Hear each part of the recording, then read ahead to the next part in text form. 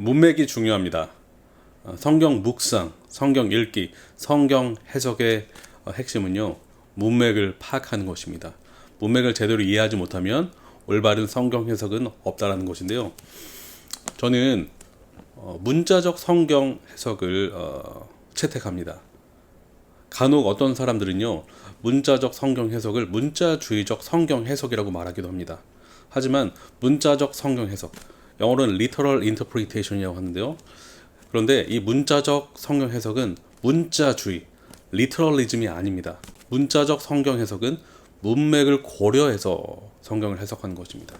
네, 문자주의의 대표적인 예는 여호와의 증인입니다. 이들은 요한복음 14장 28절 말씀을 문자주의적으로 해석합니다. 그래서 예수 그리스도의 열등성을 이 말씀을 인용해서 주장을 해요. 요한복음 14장 28절은 이렇게 말하죠. 내가 갔다가 너희에게로 온다 하는 말을 너희가 들었나니 나를 사랑하였더라면 내가 아버지께로 감을 기뻐하였으리라. 아버지는 나보다 크심이라. 이 아버지는 나보다 크심이라라는 이 말씀을 문자주의적으로 해석해서 예수 그리스도는 아버지 하나님보다 열등하다라고 주장합니다. 하지만 이 말씀을 하신 그 문맥적 상황은 이런 것입니다. 예수께서 지금 성육신을 하셨잖아요. 성육신을 하셨을 때는 그 아버지와 동등한 그 영광을 잠시 내려놓으셨습니다. 영광이 없어졌다는 것이 아니라 그 영광을 취할 것을 잠시 내려놓으셨다는 것입니다. 성육신 하심으로 인해서 말이죠. 그래서 우리 죄를 대신해서 십자가를 지시고 부활을 하셨죠. 그런데 예수께서 십자가를 지시고 부활하신 뒤에 하늘로 승천하셨을 때는 전에 아버지와 동등하게 갖고 있으셨던 그 영광을 다시 누리시기 때문에 아버지께로 감을 기뻐하리라 라고 말씀하시는 것입니다. 예수께서 하늘로 올라가셨을 때는 그 아버지와 누리던 동등한 영광을 누리게 된다라는 의미에서 아버지께는 나보다 크심이라 라고 말씀하시는 것입니다. 이 말은요, 예수께서 열등하시다는 말이 아니라 되려 아버지와 동등한 본질을 갖고 계시다라는 의미인 것입니다. 여러분, 문자주의는 이런 식으로요, 전후 맥락과 문맥과 상관없이 그 구절을 딱 떼서 자신의 교리를 만드는 것, 교리화시키는 것이 그 문자주의고, 문자적 성경 해석은 전후 문맥, 그 전체 문맥을 고려하는 것입니다. 문자적 성경 해석은 이런 것이에요. 시는 시적으로, 역사는 역사적으로, 예언서는 예언적 연구로, 편지는 편지 형식으로 해석하는 것입니다. 이 목적은요, 이렇게 해석하는 목적은 저자의 의도를 파악하기 위함입니다. 제가 신학교에서 해석학을 배울 때 교수님께서 강조하셨던 단어가 있습니다. 저자의 의도라는 것입니다. 저자가 전달하고자 하는 중심 메시지를 파악하는 것이 중요해요. 여러분, 제가 한번 질문해 보겠습니다. 아, 시원하다. 여러분은 어떻게 해석하시겠습니까? 아, 시원하다. 어제 정말 시원했어. A라는 사람이 이렇게 해석해요. 너 어제 설렁탕 먹었니? B라는 사람이 이렇게 해석해요. 너 어제 에어컨 바람 쐈니? 세 번째 사람. 너 어제 대소변을 잘 가렸니? 네. 저는 어제 설렁탕을 먹었다고 가정해 볼게요. 누가 잘 해석하는 것입니까? 네, A입니다. A가 잘 해석하는 것이에요. 근데 A는요, 제가 어제 설렁탕 집에 간 것을 알고 그렇게 말했습니다.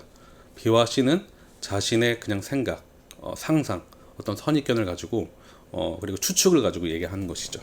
이처럼 성경을 해석하기 위해서는 시대 상황, 문화, 역사, 또한 글에 나타난 저자의 그런 생각, 의도를 잘 파악해야 한다는 것입니다.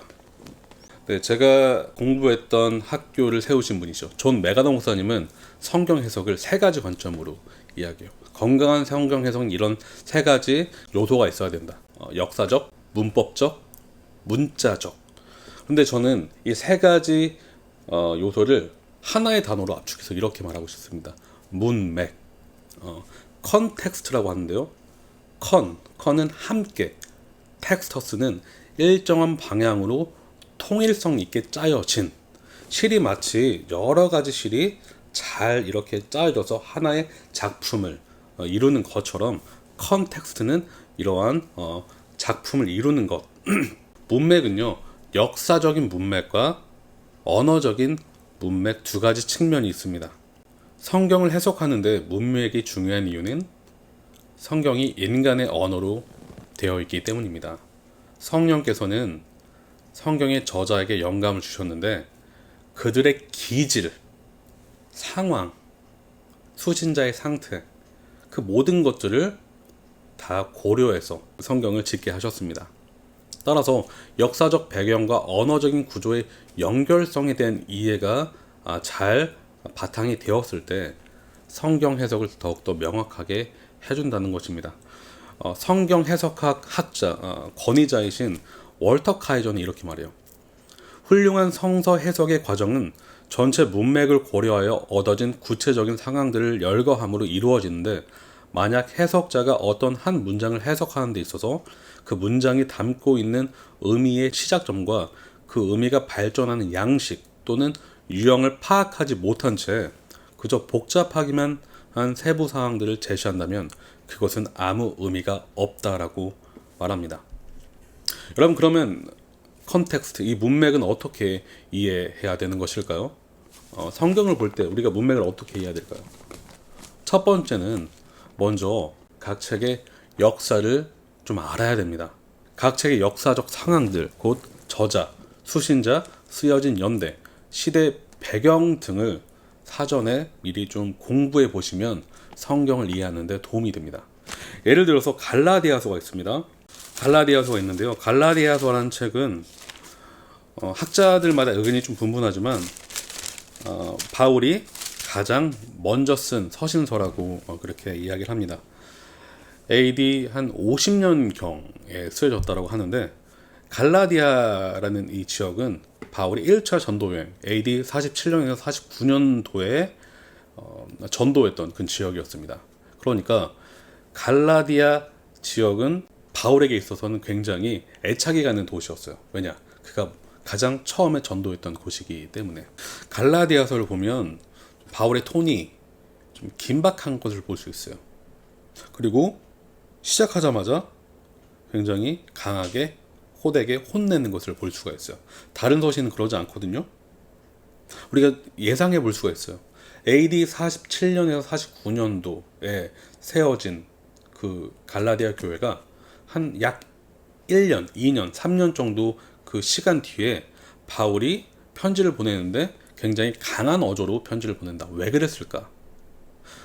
예상해 볼 수 있는 것입니다. 역사적인 그런 우리가 정보를 통해서 바울이 왜 이렇게 긴박한 편지를 강한 어조로 쓰는 것일까? 이때 당시에 거짓 선지자들, 거짓 사상을 뿌렸던 자들의 정체가 무엇일까를 미리 좀 알면은 우리가 이 성경을 잘 해석할 수 있는데, 예를 들어서 1장 7절을 보시면 다른 복음은 없나니라고 말합니다. 다른 복음은 율법주의를 말하고 있어요. 바리새인들, 율법 교사들, 율법주의자들이 퍼뜨렸던 거짓 복음이었죠. 바로 믿음으로만 구원받는 게 아니라 할례를 행해야만, 우리가 어떤 행위를 해야만 구원에 이를 수 있다. 이런 사상은 그리스도의 십자가 공로를 배격하는 것이에요. 십자가 사건이 완벽한 우리의 구원을 가져다 주는 그런 완벽한 대속의 사건이 아니다라고 말하는 것이었기 때문입니다. 그러니까 우리가 율법주의, 다른 복음이 율법주의라는 것을 미리 알게 되면은 성경을 해석하는 데 있어서 좀 더 명확해지는 것이죠. 이처럼 우리가 문맥을 이해하려면요, 먼저 성경의 역사적 상황들을 주석서나 어떤 다른 참고 문헌들을 통해서 파악해 보는 것이 좋습니다. 두 번째는요, 우리가 성경을 보면서요, 중심 목적을 우리가 찾는 것인데요, 이러한 질문을 던져보는 것입니다. 저자가 이 성경을 쓴 이유가 무엇일까?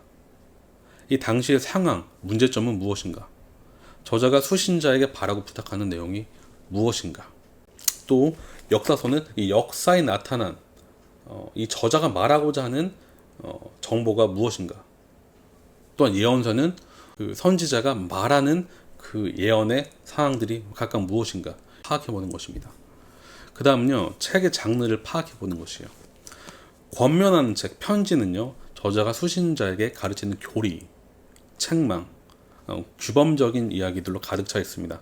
역사적인 책, 저자가 기술한 역사적 사실들, 그가 선택한 자료들, 방식들을 통해서 우리가 파악해 보는 것이고요. 시적인 책은요, 저자가 사용하는 비유, 은유 등의 기법을 통해서 의미를 파악해 보는 것입니다. 그리고 이것은 굉장히 중요한데, 성경 저자가 반복적으로 사용하는 단어를 파악해 보시면은 그 의도를 잘 파악할 수가 있습니다. 예를 들어서 요한 1서를 보시면 요한 1서에 그 반복적으로 등장하는 단어가 있어요. 사귐, 사랑, 형제 사랑, 어둠, 적 그리스도의 영, 죄, 예수 그리스도, 영생, 이런 것이 있어요. 그래서 우리가 유추해 볼 수 있는 것은요, 이 편지를 쓴 목적, 사도 요한이 이 편지를 쓴 목적은 적 그리스도의 영, 영지주의의 영이죠. 적 그리스도의 영에 대한 위험성을 알리고 믿는 자들에게 형제 사랑의 원천이신 예수 그리스도 안에 계속 거하게 하기 위함임을 우리가 알 수가 있습니다. 네, 오늘 간단하게 이 문맥에 대해서 살펴봤고요. 문맥을 통해서 성경을 좀 해석하는 방법에 대해서 아주 간략하게 살펴봤습니다.